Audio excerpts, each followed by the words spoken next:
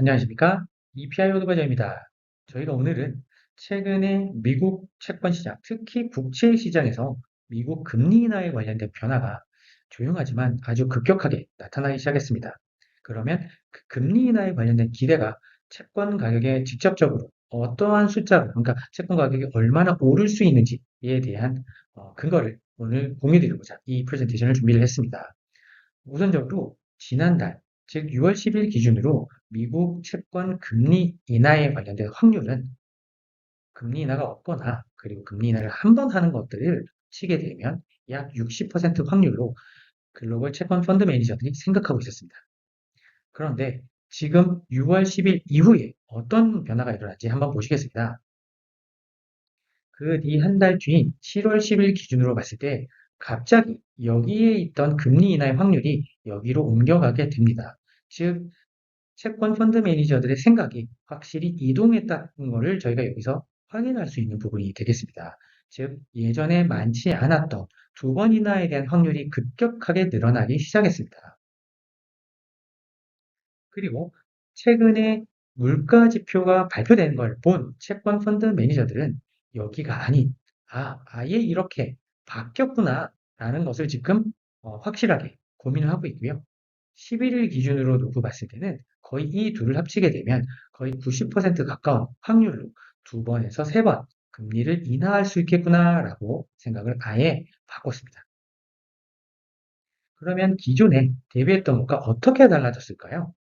즉, 여기서 이렇게 금리의 인하에 관련된 확률의 움직임은 뚜렷하게 나타났다라고 일단 첫 번째 체크할 수 있는 부분이 되겠습니다.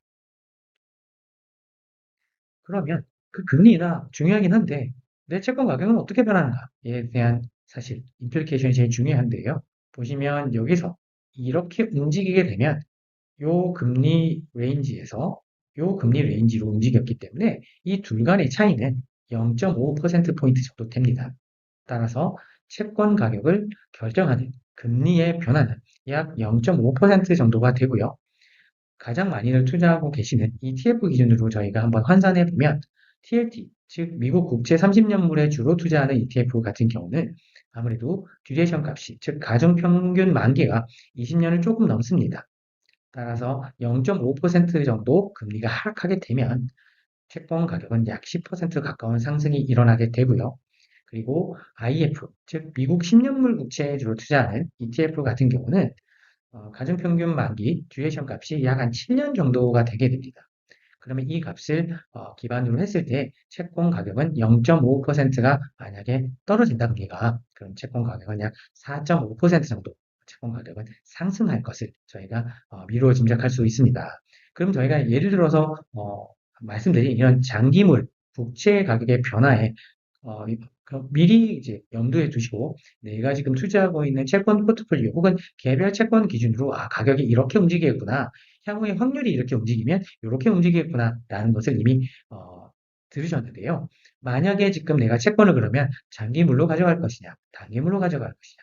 그리고 추가적으로 내가 지금 들고 있는 채권의 포지션에 그 국채의 만기들을 좀 오히려 단기물을 좀 차익 실현하고 장기물로 갈 것인가에 해당되는 수익률을 결정하실 때 방금 말씀드린 이 채권 가격의 움직임과 목표 수익률을 둘을 놓고 비교를 하신다고 한다면 의견을 결정하시는데, 생각하고 있는 투자 의견을 결정하시는데 큰 도움이 될 것 같습니다.